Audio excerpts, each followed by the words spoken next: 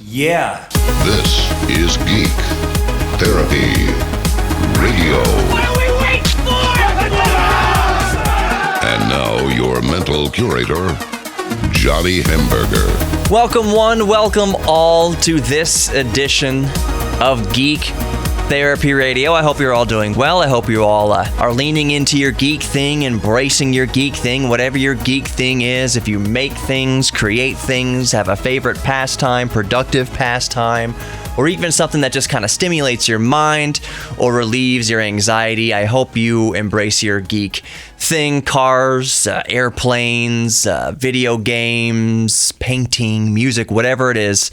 Embrace your geek thing and subscribe to Geek Therapy Radio podcast if you haven't already. And if you are just listening to the broadcast of this, subscribe to the Geek Therapy Radio YouTube channel. I'm less than 30 subscribers away from the 1,000 subscriber milestone. And at 1,000 subscribers, the 1,000th subscriber will get, it's nothing much. It's $100 cash from me and a piece of my 1983 DeLorean. It's kind of funny and silly. I know. I'm not giving you a wheel or the engine or anything like that. It's just something kind of silly. Just a piece of my original 1983 DeLorean. So let's get into the topic du jour of this first segment. And this happened very recently. I'm going to comment on Elon Musk and Tesla and Autopilot. And, almost that it seems these days that Tesla and Elon Musk seem to be bordering on criminal negligence at some points. I'm not saying that Elon Musk doesn't know what he's doing, but I think maybe just like any of us, he gets caught up in the heat of a moment. He may not really think about what he's saying or the implications about what he's saying, and it can lead him into some hot water. As a lot of people listening to this right now know, Tesla and Elon Musk are in some hot water over some pretty high-profile Tesla crashes that have wound up killing the drivers when the drivers engage, quote unquote, autopilot mode. I have argued on this show several times that I think calling it autopilot mode is in itself almost criminal negligence. It makes stupid people think that putting the car into autopilot mode means that they can take their eyes off the road, they can take their hands off the wheel, they can take their feet off the pedals. It gives them this sense in calling it autopilot that they don't have to interact with the vehicle at all when the vehicle is in autopilot mode, when really what it is glorified cruise control. You can call it autonomous driving. We are not yet there at autonomous driving. So calling it autopilot, calling this driver assistance cruise control autopilot is misleading, and it does lead to human death and human tragedy.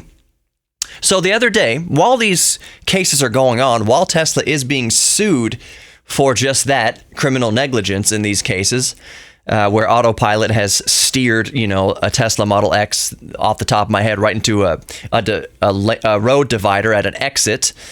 While Tesla's dealing with all this, Elon Musk tweets out that, quote, turns out there's more ways to use autopilot than we imagined, unquote. And he tweeted this in response to a porn star who tagged him in a tweet of a video of her and some dude having sex in a Tesla while it's on autopilot mode. So for him to reply out publicly, turns out there's more ways to use autopilot than we imagined, unquote. That is super, super sketchy. And I know that Musk is just trying to be cute with this, but here's what's going to happen. Because people are so dumb in this regard. If somebody who died in a Tesla while reading a newspaper, putting it in autopilot while the Tesla slides under a semi-truck, if someone's dumb enough to do that, humans have a pretty darn high sex drive. We have more of a drive to have sex, pun intended, in a Tesla than we do to read a newspaper or conduct any actual business. What do you think someone's going to want to do more in an autopilot car? Quote-unquote autopilot car. Have sex or read a newspaper. People want to have sex more than want to read a newspaper. So there's going to be copycats here trying to copycat this incident of people having sex in a Tesla while the Tesla is in autopilot mode, and more people are going to get killed. And I know you may be thinking, Johnny, you're being way too harsh on this. You're being too doomsday on this. People aren't actually going to riddle me this. People are too they can't handle signaling a lane change. Look around you the next time you drive. Maybe you're listening to this while you're driving. Maybe you are this driver who's either too stupid or too lazy to signal a lane change. You think people, at least a certain percentage of the motorist population, is smart enough not to have sex in a car? Do you think a certain a segment of the population of motorists is smart enough to work that little lever on the left side of the steering wheel to let other people know what they're doing and participate in the safety of it all? Nope. If someone can get their rocks off and the car can facilitate that, or they think the car can facilitate that pursuit, they will do it.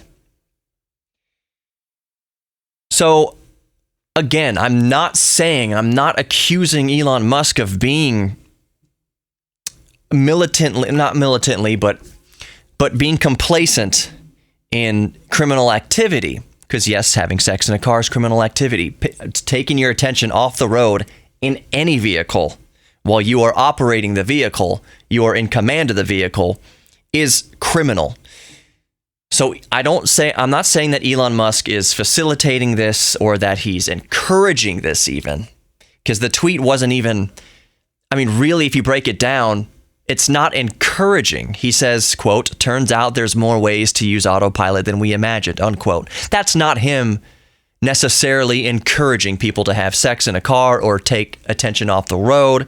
But at the same time, it kinda is. Back to the argument of people being stupid and making stupid decisions.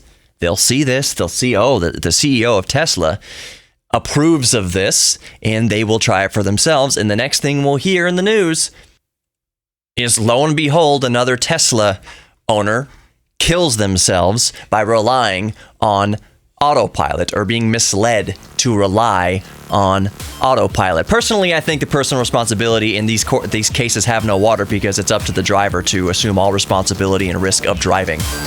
That's my opinion on the matter. If I was Tesla, I would say, get bent. It's up to the driver to operate the vehicle safely, but whatever, I digress. I am curious to know what your opinion on the matter is, though. That being said, more Geek Therapy Radio coming up. Don't go anywhere.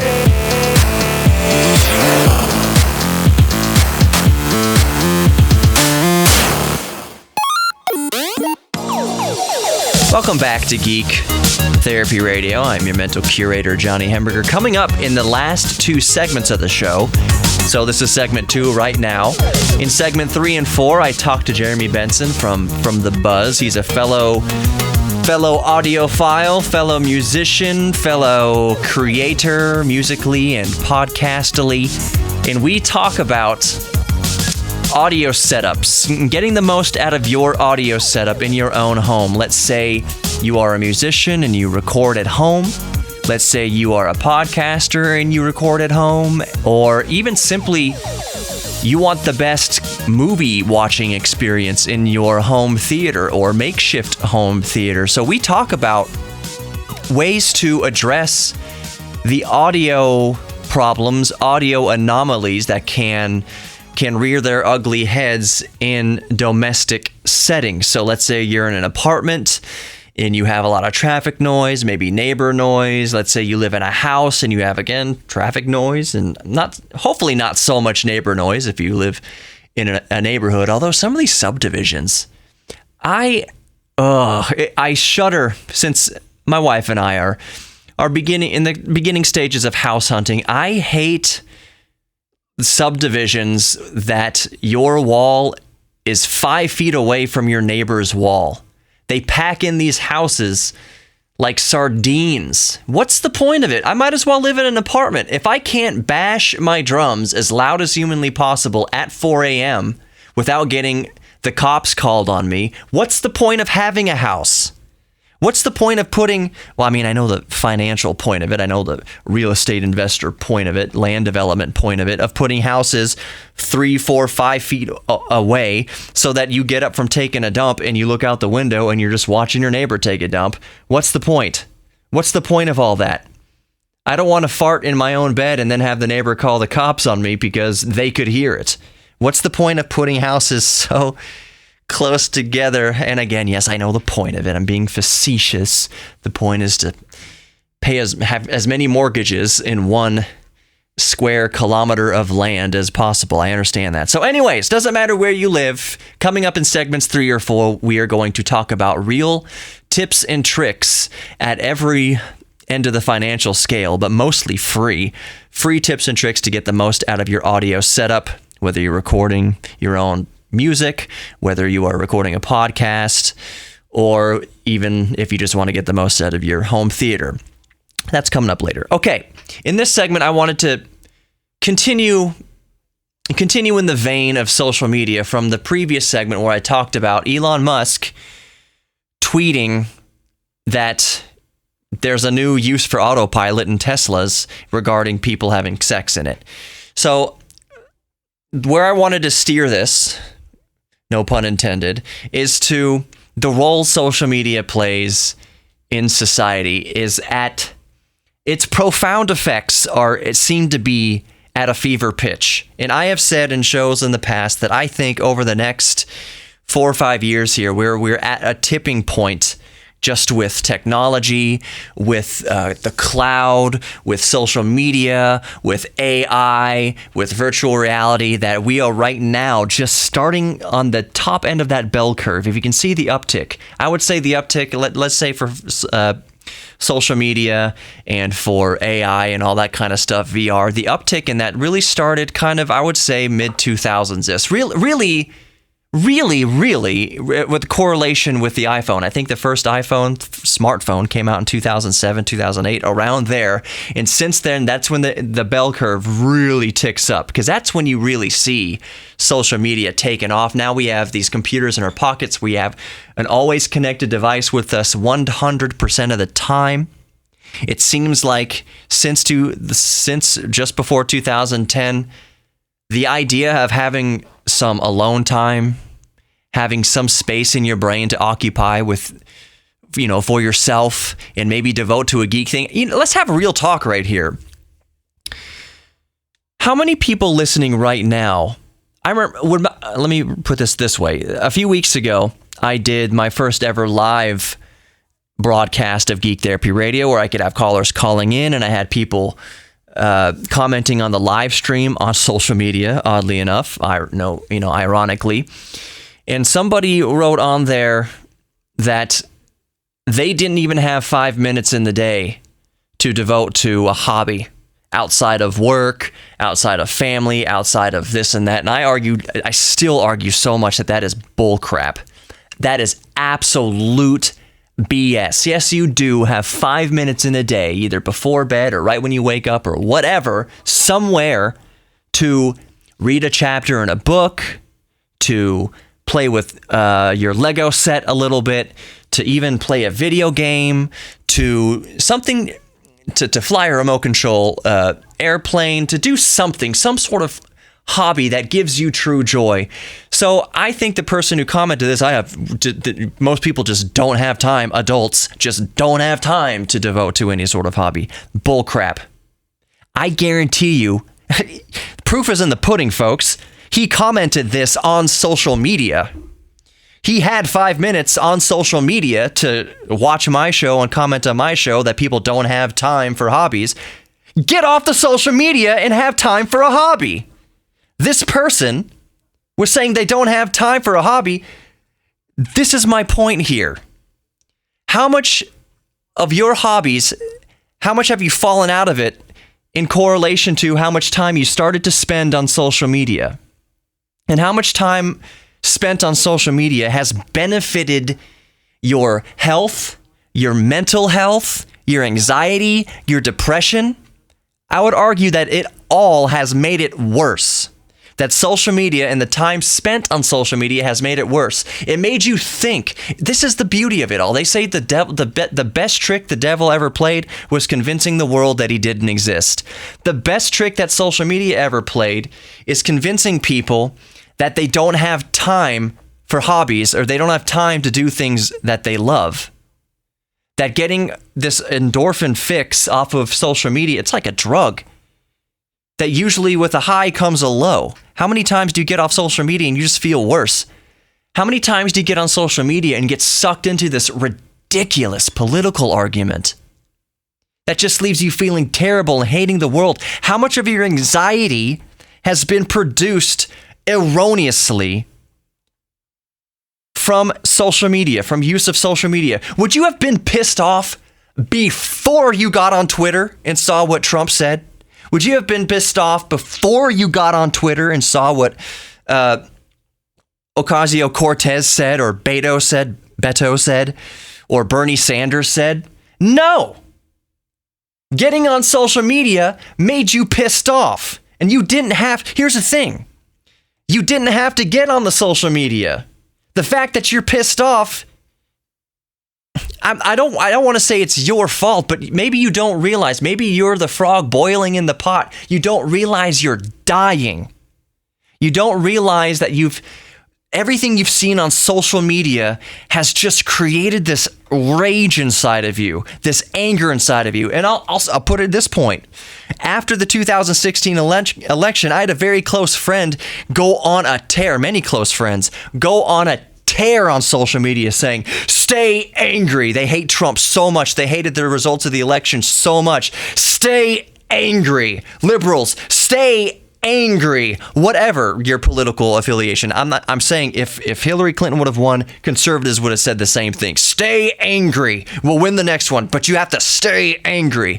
No. Holy crap, that put the fear of God in me. Is this how twisted? Is this how anxious we've gotten? Is this how much we hate our lives because of what we've seen on social media? That we say the best political strategy now is to stay angry? Has staying angry done any good for anyone's health and anxiety and mental well-being ever? Ever? No, don't stay angry. Stay smart. If you want to win the next political election, whatever, stay smart.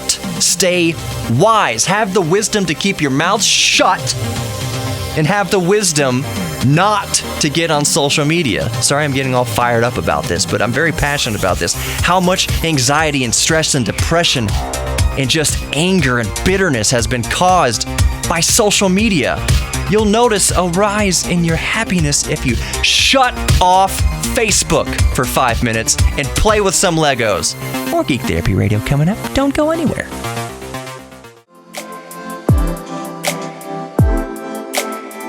Welcome back to Geek Therapy Radio. I've got a very special friend of the show and friend in real life, Jeremy Benson. Can you hear my chair squeaking too much? Jeremy, how you doing? Dude, every time I come on your show, man, it's always a blast. You got this awesome content, and we're talking tech and stuff, and of course, I'm a nerd too, so I love being here, man. Absolutely. It's Geek Therapy. That's what it's all about.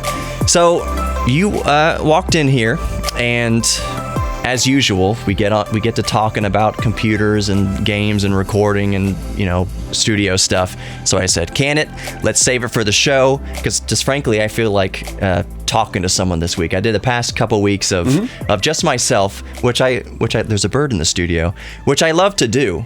But, every once in a while I say, man, I really want to talk to somebody. So we were talking about computer stuff, recording studio stuff. Let's start with the computer stuff, and we'll kind of tie this all into how it amounts to recording. If you're out there and you are a musician and you record in your home, or even if you're doing your own podcast or anything audio related, this segment hopefully will help you out with that. But let's start with Jeremy's computer that he built a few months ago that I just keep jonesing at, and you make it really hard for me not to want to spend money and build another PC. Not that anything's wrong with mine, but tell me what you're rocking in your PC right now. Was it the i9, the 7900X, which is the 10-core 20-thread processor? And I know a lot of people rolled their eyes at it because they said that the performance that you're getting out of it isn't worth the cost. I mean, the CPU itself was $1,000, and they're competing with AMD, and pretty much the exact same thing was half the price. Right. The main reason I went with this one was because I wanted to get the most performance out of each core. Right. And on top of that,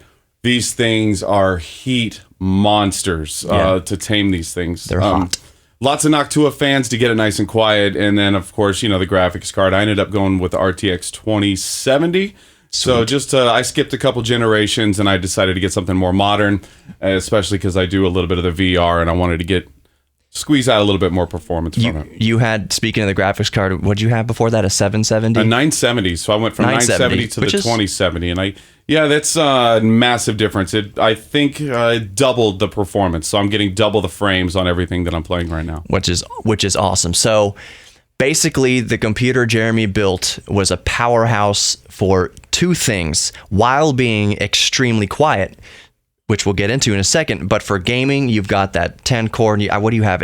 He delidded his processor, liquid metaled it. It has a new copper heat spreader on it going to his, you have a Noctua. Noctua, the NHD 15S, which is, they have the NHD 15, but the problem with that one is the heatsink is so big that it actually doesn't have a lot of room for RAM. Yeah. And so then the S model on it, the NHD 15S, has a little cut out on the fins, enough to make room for some of the RAM that you have. So you can fit the RAM. So he built this baller computer that's extremely quiet, which means he can do two things perfectly with this. One is game. You can have it going balls to the walls and getting all your frames in the games and your frame gains and everything like that. Yeah. But when you want to record and do productivity, it is dead silent, but you still have the 10 cores. You still have them at, I think you said 4.8 or 4.6, something like across all easily, 10 cores. I can, and again, we're talking. Let's get the fans even quieter. Let's get them down even more, so I can actually set two profiles in my UEFI or the BIOS, if that, whatever you want to call it. Yeah. So my first one is where I'm going to clock it down to like 4.0 or 3.9.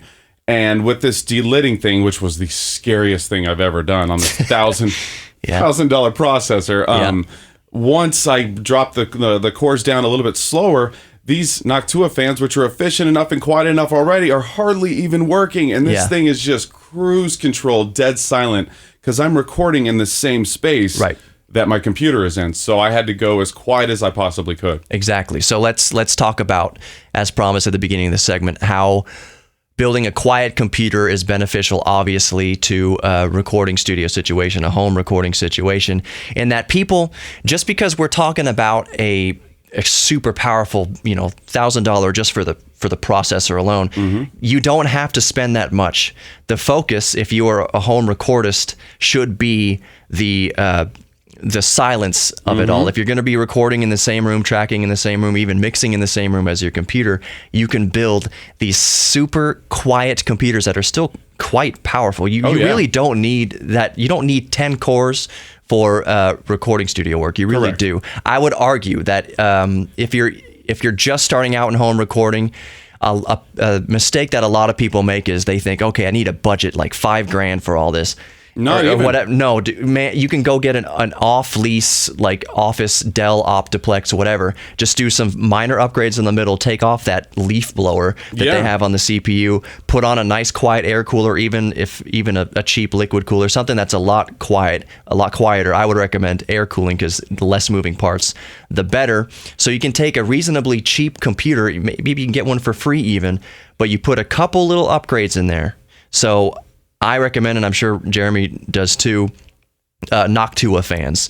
They're a little more expensive. I think they're like $30 a piece or something like that. Worth every penny. They're ugly as sin. They're tan and brown. Yeah, they're known for it. But here's the thing: computer geeks and anybody in the know is going to see that those Noctua fans are a mark of, hey, this guy knows what he's doing. It's very well respected in the computer community. So do some very basic upgrades, changes to what even a free computer to make it that dead quiet, and then you get all the horsepower you need for recording. It's not going to be maybe the best for gaming, correct? But again, we're talking about recording, home recording studios. So, what are some other things do you think I've got my ideas too. What are some other things besides the PC, or maybe something people can do to the PC, or considerations for the PC people can do to get better results, quieter results recording?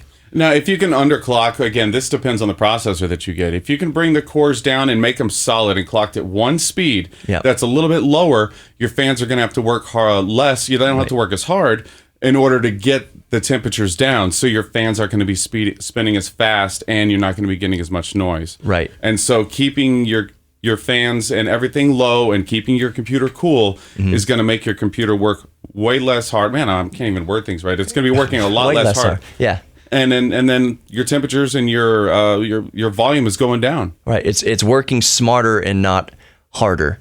So there's other things you can do to the PC, with your PC, to make the room quieter, because we're focusing on the PC here, because if you're in a recording studio, odds are the loudest thing other than your guitar amps and whatever instrument, and the hiss, and the hiss and everything, the noise floor is going to be set. The noise floor just means that you're in the room with the computer on, nothing else turned on. What is the noise in the room with no instruments, no singing, just you're sitting there in the middle of the room quiet with the computer on. Odds are the computer is going to be that noise floor. So the noise floor could be 30 decibels or 40 decibels or something like that. And that means that on every single thing you record, even if it's quiet, even if the noise floor is that low, it's going to be on everything. Yep. So when you start stacking tracks together, you start, 4 tracks, 5 tracks, 8 tracks, you got a guitar track, you got the bass guitar track, you got the drum track, you got everything. That noise floor is going to be on all of it, and it begins to stack up to something that you can actually hear. So, and if you don't know what the noise floor really sounds like, think about this. When you used to listen to cassette tapes, that tape hiss, that's kind of exactly what a noise floor is. That's kind of what it represents. And exactly. The second people went over to CDs, they're going, oh, it sounds so clear. So if you can get that noise floor as low as you possibly can, it's like you're going to be going from a cassette tape to a CD. Exactly. You'll get that noise floor real down low. And it all starts with the PC, which is why we're focusing on the PC.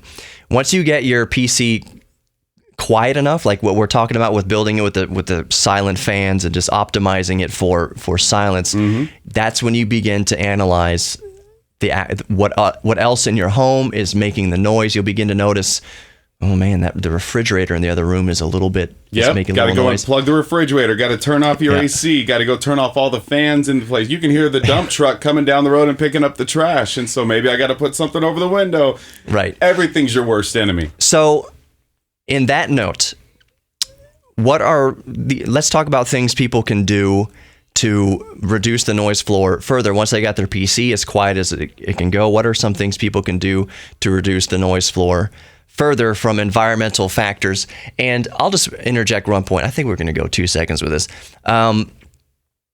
So there's a difference between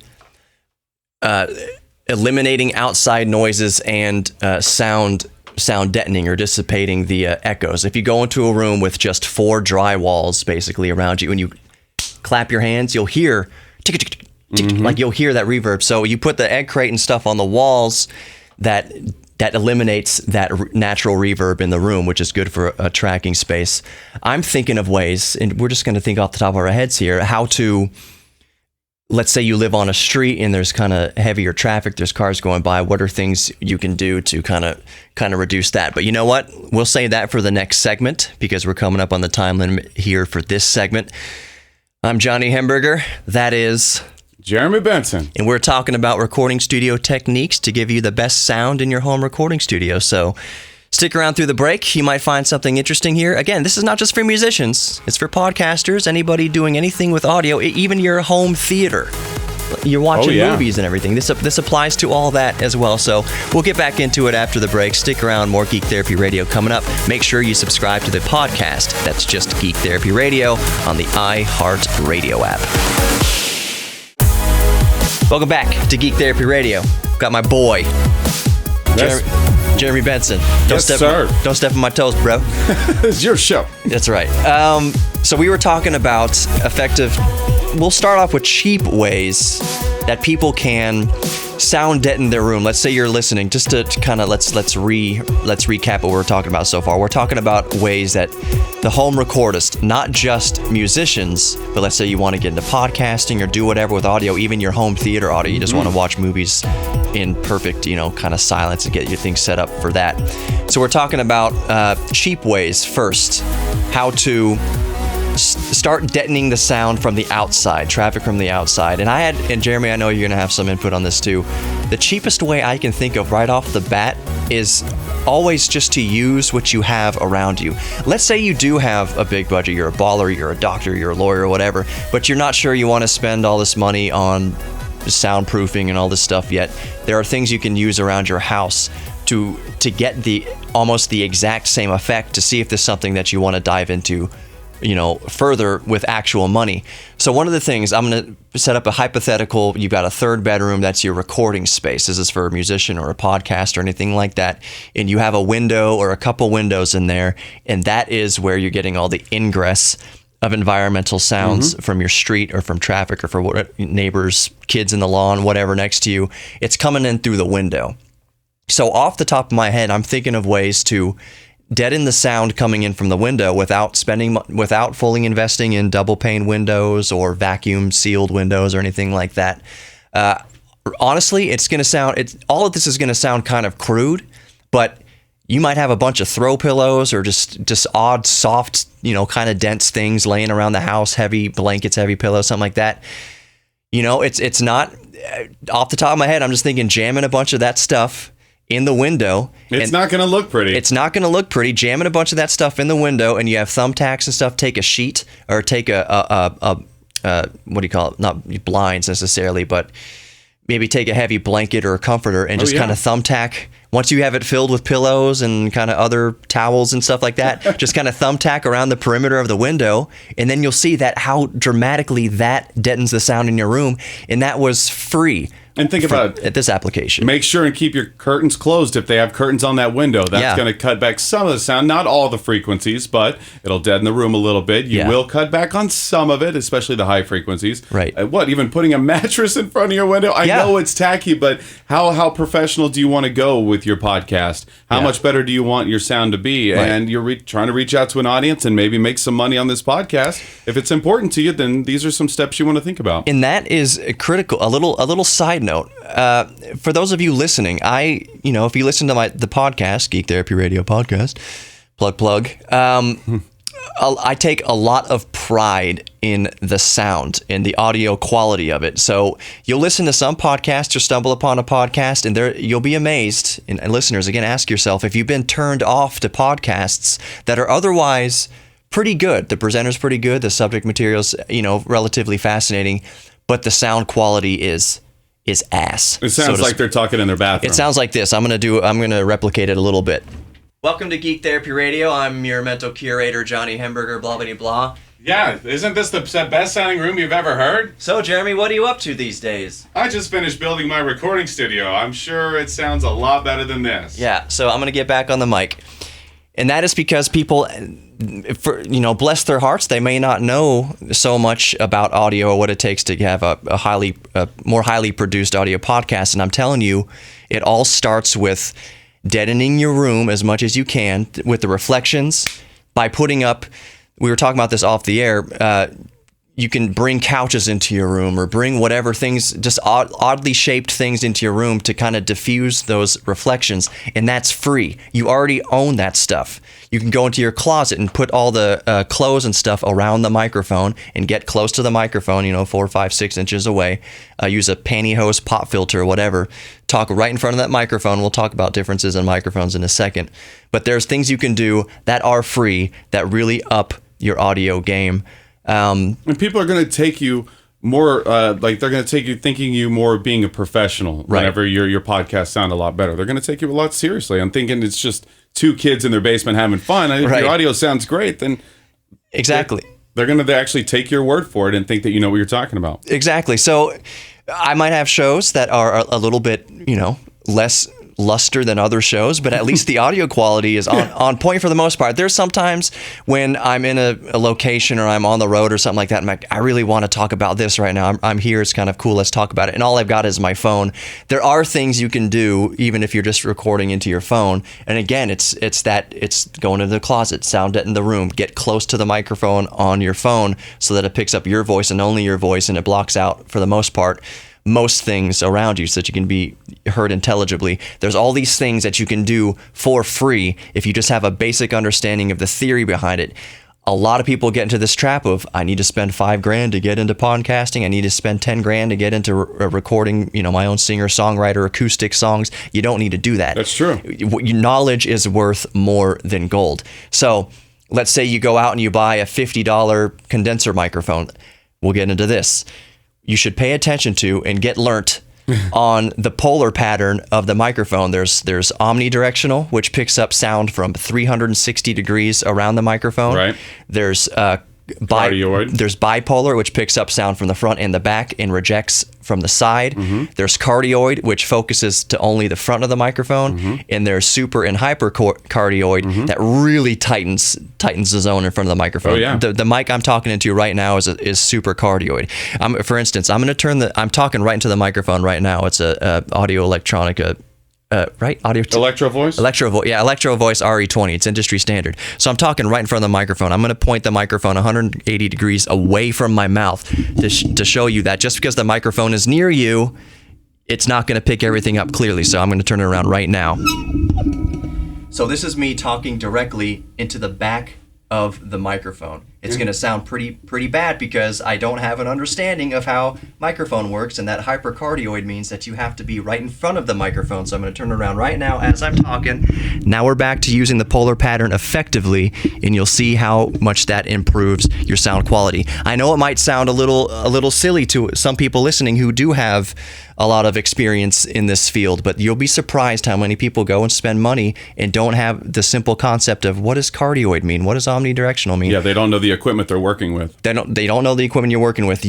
Somebody who knows what they're doing can get a much better product out of a $10 Walmart Correct. microphone than somebody with no experience using a $20,000 Neumann.